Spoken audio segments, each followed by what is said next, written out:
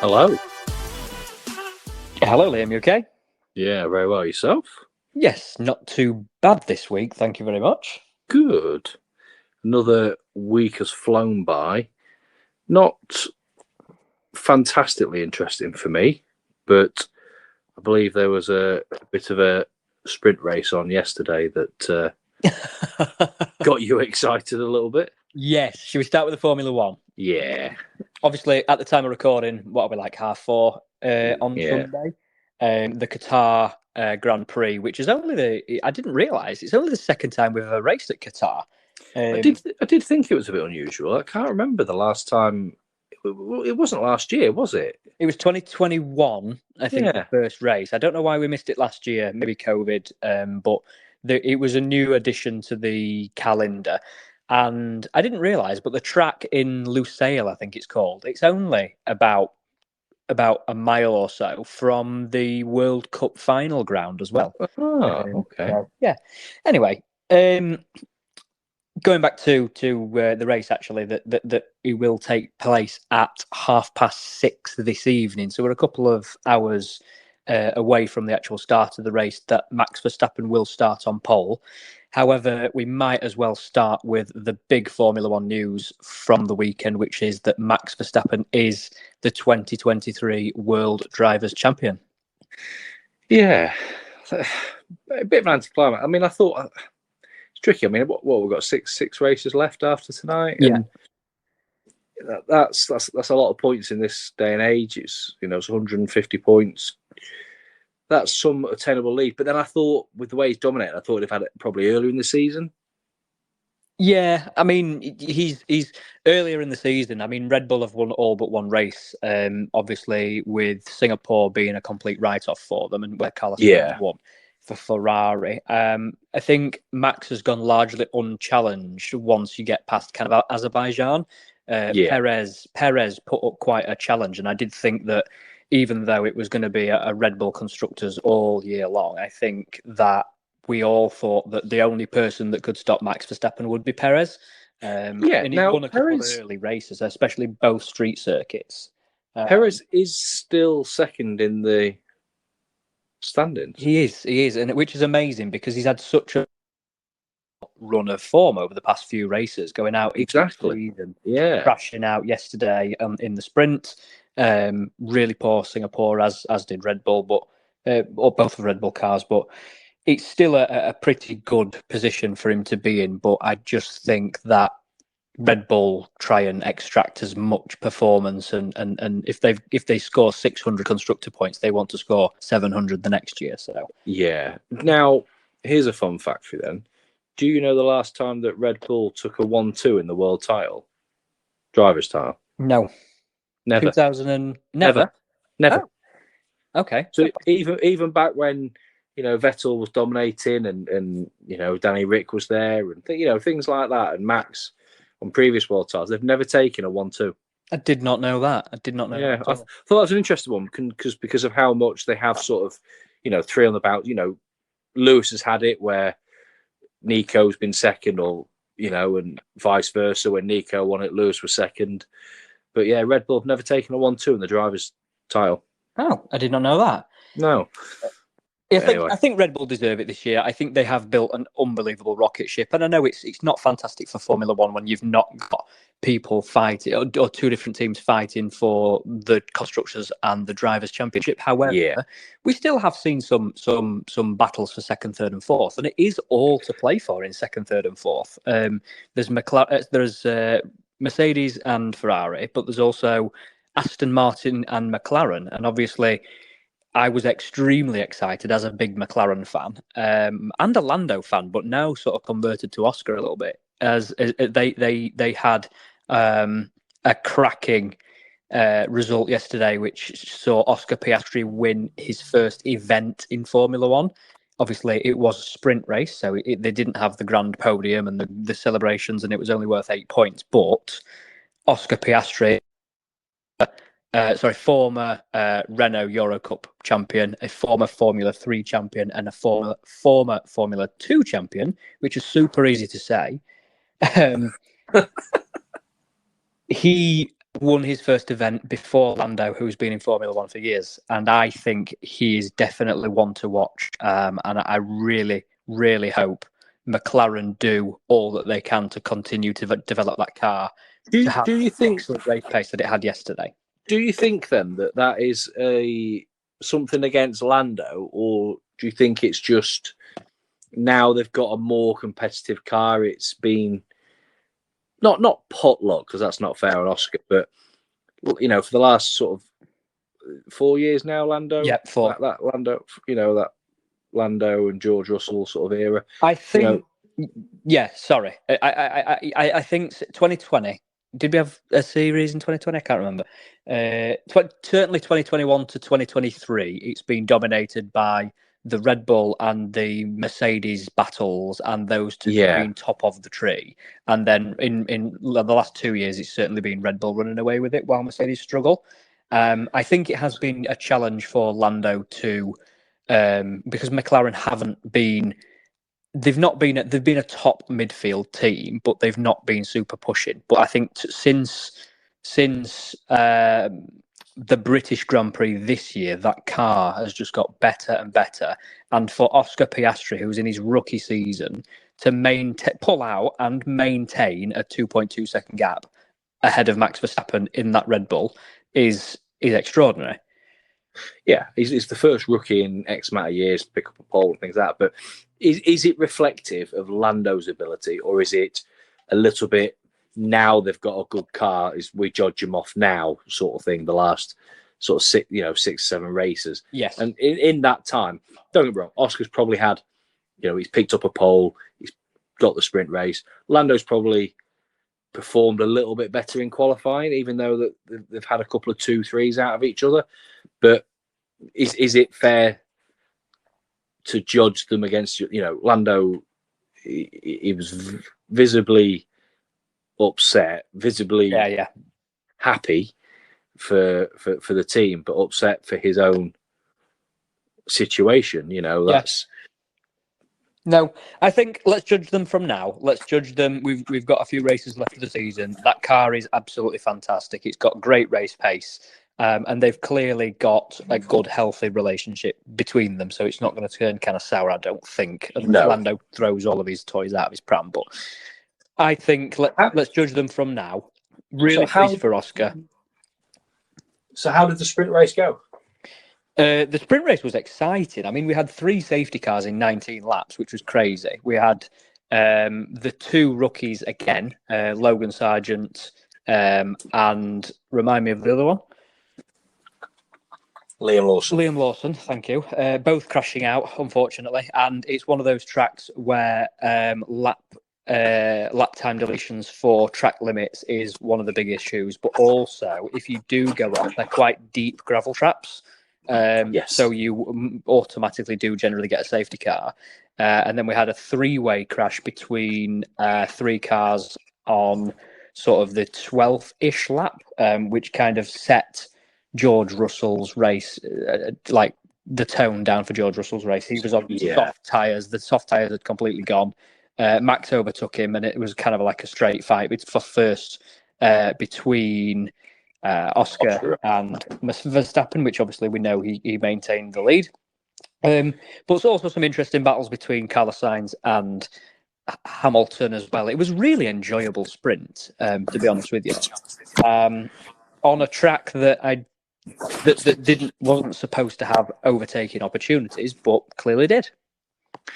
Yeah, do you think we'll get the same sort of excitement tonight, or do you think Max starting in pole, that's kind of it? Well, this is interesting. So this race, I've heard, depends whether what the teams want to do. Maybe McLaren go hard, then medium. I don't know, but and Haas could probably do that as well. But this track is a minimum, they say, 3-stopper because of the tyre deck on the front left. The heat and the tyre deck on the front left. So I think it will be a race where we focus more on the tactics and the tyres than we do on an undercutting than we do on kind of overtaking and pushing and trying to get around somebody or whatever. I think we need to focus on not we, because I'm just going to watch it, but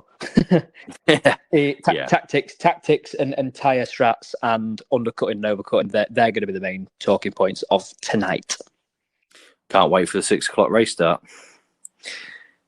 Football, pretty not quiet, but nothing sort of untoward. Man United were losing 2-1 to Brentford. They scored twice in added on time. Scott McTominay again. He sort of, when he scores for United, scores twice, always after the 90th minute kind of thing. So I think the 2 games in the Championship really that stood out: Sunderland versus Borough. That's quite a big game this year. Borough playoffs last year, bit poor this year, but Borough won 4-0 away from home against Sunderland, who received a very weird red card in the first half. So an incident happened. A player completely off the ball must have said something 20, 25 yards away from the referee, and he got a straight red for it. So how he heard or knew it was him was beyond a lot of people. And then Ipswich, again, up from League One last year, beat Preston 4-2, who Preston have been doing very well. Ipswich are absolutely flying this season. And then managerless Sheffield Wednesday, bottom of the league, against their former manager, Darren Moore at Huddersfield. Drew 0-0. They've got 3 points. The 7 adrift of safety at the bottom of the Championship. Wednesday are in absolutely turmoil. There's been a few managerial casualties this week, with Wednesday being one of them. Gillingham sat there, manager who, for all intents and purposes, are doing quite well in the league, but not won in his last 3. So imagine not winning 3 games or within 3 games, and then that's your job. That's a lot of managers out there that could probably, at some point in the season, about 20 teams of each league out of the 24 in the lower leagues. Yeah. Don't win for 3 games, and you're sacking your manager for that. It seems really obscure. Yeah, Chelsea manager would be quaking in his boots. he'd have been gone in July. Yeah, I mean, there was a really interesting fact actually, and it null voids it because they beat Fulham midweek, but or last week. Up until then, the last time they'd beaten a team that played in the top 15 of the Premier League, it'd been over a year, and it was Spurs that they'd beaten previously. So it'd been over a year since they'd beaten a top 15 side. So they'd only beaten the bottom 5 teams in the league, and at this point they'd had 4 different managers. Wow! But then they beat Fulham last week, who were 13th in the league. And then they picked up a decent result yesterday. Actually, it was about time. They away at Burnley after being 1-0 down, they came back and won 4-1. Yeah. So, and then Brighton, Liverpool today 2-2 at Brighton, which I think is a good result. Decent result for both teams. Yeah, with where they're at the minute. So, we've also had some Champions League action on Tuesday. We have couple of big results. Games that I want to point out. The first one and the lesser one was probably Galatasaray beating Manchester United 3-2. Yes. And Lens beating Arsenal 2-1. And Lens beating Arsenal, I forgot about that. Yeah, exactly. But the big juicy story from the night was Newcastle, probably dominating is the right word, PSG 4-1. And it wasn't a soft PSG team. No. They had Hakimi, they had Donnarumma, Dembele, Mbappe. They had the big boys out. Yeah. I think this is massive kudos to Eddie Howe and what he's building at Newcastle. Yeah, definitely. It's I think they're on a like a snowball effect. It's like a momentum train, isn't it? Like they're hyped up from the new owners, and they've obviously got a lot of attention on them now, and they've had they're not doing too bad. I think they're like 6th in the league or something like that. But then they drew with West Ham today. Just 1 point behind West Ham or something. So they've got a momentum behind them, but the passion for the tune. So yeah, We look to have all bar one team the quarterfinals of the Rugby World Cup absolutely confirmed. South Africa beat Tonga this week. New Zealand beat Namibia 73-0. France beat Italy 67.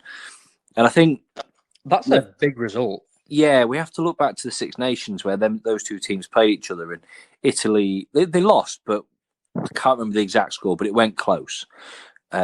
Which is why when New Zealand beat Italy by such a scoreline last week as well, it was a bit unusual because of how close they ran France, and France beat New Zealand. So Wales beat Georgia 43-19. That secured top spot for Wales. England very, very unconvincingly and underwhelmingly beat Samoa 18-17. Some iffy moments in that game where Owen Farrell they've now got a shot clock in rugby just to speed the game up. So you get a penalty, you get a minute to take the penalty, and he let it get to 0 before he kicked the ball.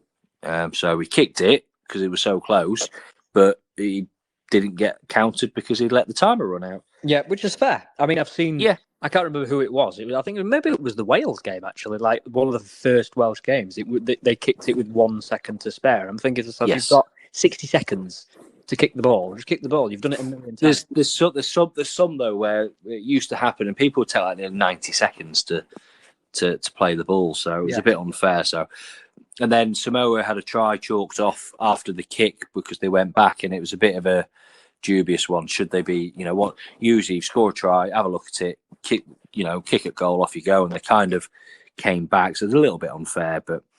Ireland beat Scotland last night, 36-14. And then today, the big one for me, Japan-Argentina saw Argentina run out 39-27 and victorious. You've got Tonga, Romania, Fiji, Portugal tonight. Now, all barring an absolute miracle, Fiji should beat Portugal convincingly, So that would leave the quarterfinals looking like Wales versus Argentina. Which is lucky, because potentially you could have had a Wales-England quarter. Yes. Well, when you look at... So the half of the draw, so technically the draw looks like this. France versus South Africa. Ireland versus New Zealand. And then you've got Wales-Argentina. And then England versus probably Fiji, if not a very poor Australian side. So I count my lucky stars that Wales are in that half of the draw. Because if we're in the other half of the draw, that'd be the end of our tournament. We're not beating France, South Africa, Ireland, or New Zealand on their day. So very exciting. See what happens tonight with Fiji, Portugal. I think it's going to go one way, but then next week is the big one. Boxing. There was a fight last night at Sheffield Arena. It was Lee Wood against Josh Warrington from Leeds. Josh Warrington, two-time world champion, fantastic boxer. Absolutely knocked 10 bells out of Wood for the first 6 rounds. And then in the 7th round, Wood knocked Warrington out. So it's that old, everyone's got a plan to get punched in the face. Wood lost his plan, but punched him in the face. And that ended the fight. It's back-to-back losses for Warrington. He's lost. So he went 30-0, and then he's lost 3 times in the last 5, with one of them being a draw. So he's only 32. I can't see him getting many more world title fights now. I think he's had a ludicrous amount of title fights, defending his titles. But I do think that is it for him at the top of the game. England lost by 9 wickets to New Zealand in the World Cup. One-day World Cup, absolutely battered by New Zealand, in fairness, and they played Bangladesh this week, who they beat in the warm-up by the Duckworth-Lewis method. So, yeah, it'd be interesting to see how that pans out, because I think England should be going far into that tournament, but getting absolutely battered by New Zealand is a bit of a worry for them. But yeah, I'm looking forward to next week with the rugby. That's the big one for me. We obviously, we celebrated the European Ryder Cup. We've had some decent football midweek. So this week's rugby's been a little bit unconvincing, if you like. It's not been too much going on. A lot of teams are already, qualified. So I think going into next week, where the rugby's got a bit more hanging on it, there'll be a lot more going on around the rugby. It'll be interesting. It will be interesting. Yeah. Any talking points from yourself around? I mean, you spoke about Newcastle beating PSG. Any other sort of big talking points that sort of you found at the weekend, this week, or was that really? Not that jumps out at me. I've not caught a lot of sport this week. I'll tell you what has happened that's sort of gone under the radar a little bit. Birmingham City have sort of well, there was two things actually. Birmingham City beat West Brom Friday night. There was a dubious red card that looked absolutely horrific, where it looked like the referee gave a penalty over absolutely nothing, and it didn't make any sense because you couldn't see why he gave it. But it turned out the West Brom player had thrown in this massive 2-foot challenge. It was really horrible, in fairness. But have you seen, and I would advise probably not, but Basham, the Sheffield United captain's ankle? Oh, yes. Christ, yeah. Have you seen how it happened? No, I've only saw a still. It was like on the mirror. Yeah, so he's effectively down a wing. He's crossed the ball sideways, and it's just how he's planted his foot. And it's just completely... Now, I dislocated my knee in a similar way. No challenge, no nothing. It wasn't a tackle. There was no collision. Just twisted and dislocated my knee. And he's done that and completely and utterly snapped his ankle. Yeah. But back to Birmingham City. Wayne Rooney, who has been managing over in America at DC United, he was linked with the Birmingham job earlier on this week. But Birmingham have still got a manager in John Eustace. Well, Rooney left his job this morning. So Wayne Rooney's left DC United by mutual consent. So I think we can see him getting his first, I want to say, proper gig. He's done a little bit of stepping in at, I think it was Everton, wasn't it? And things like that. But I think we can see his first proper managerial gig in the in the Football League. Frank Lampard nearly returned to football this week, but he got well, I don't know what it is. He was linked with the Rangers job, but they very quickly dismissed the link. So he's not going to be there. So I've got a question for you. Go on. Just touching on Lampard. So who do you think? So I've grown up watching like the OG Manchester United teams, and I've grown up like Paul Scholes and Giggs and like the likes of Lampard and Gerrard and Vidic and Ferdinand and all these people. And some of these people have retired, and like Rooney's going to managing, and he didn't do great at certain clubs, and he's moved over to America. And the question is, which out of the kind of OG kind of 2000 to 2013, 14, out of all of those big name English players that have played in the Premier League during my sort of childhood, which do you think's been the most successful, either punditry or managing, or just, well, I don't know, going over to America and buying a staking into Miami and having a really that's Netflix documentary? Yeah, that for me is where it is. I think he has been the most successful, but I think a lot of that is even though he's got the stake in Manchester in Inter Miami, I think he's had the most success, but a lot of it's been away from the football. Yeah. But I think if he was to sort of stay within that, I mean, he did an absolutely terrible job in Spain. But I think Gary Neville, because he's become a very well-respected pundit. Him and Carragher have a lot of good banter about it, but he doesn't. If United play badly, and he calls them out for that, and they should be doing better.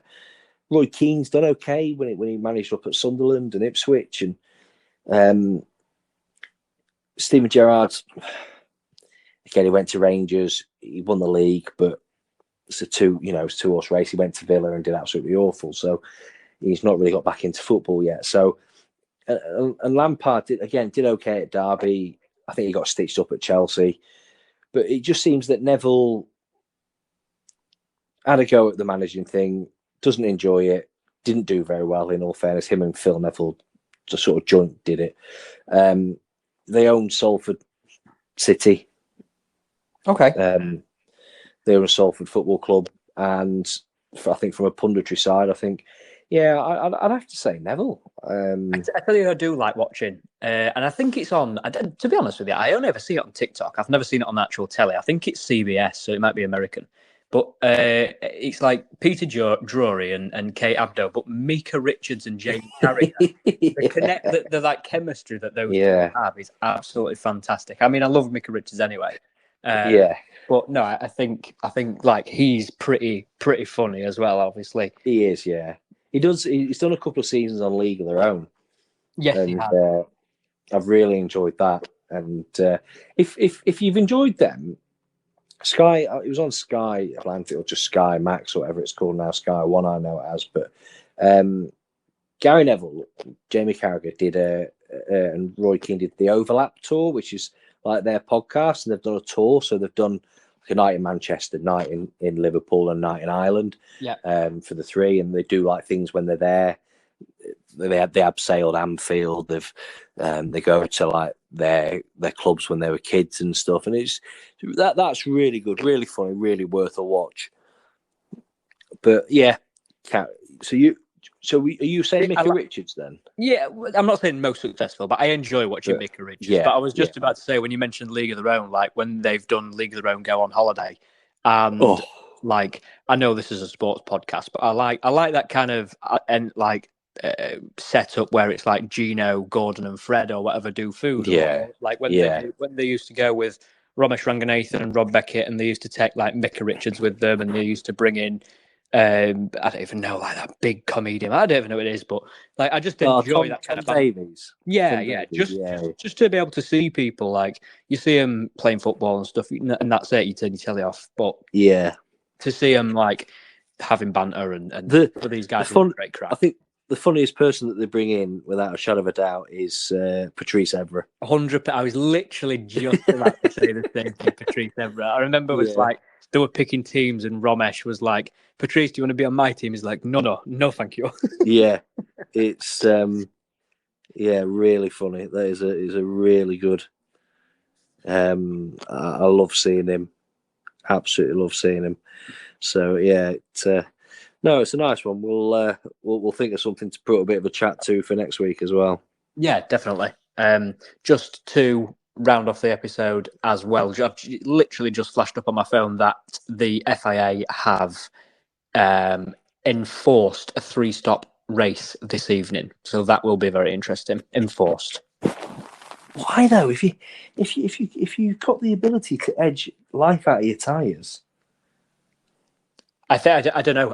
To be honest with you, I've not clicked on it because I'm recording on the device that it flashed up on. But I could only assume the degradation of the tyres would be at risk of complete failure. And we've seen that.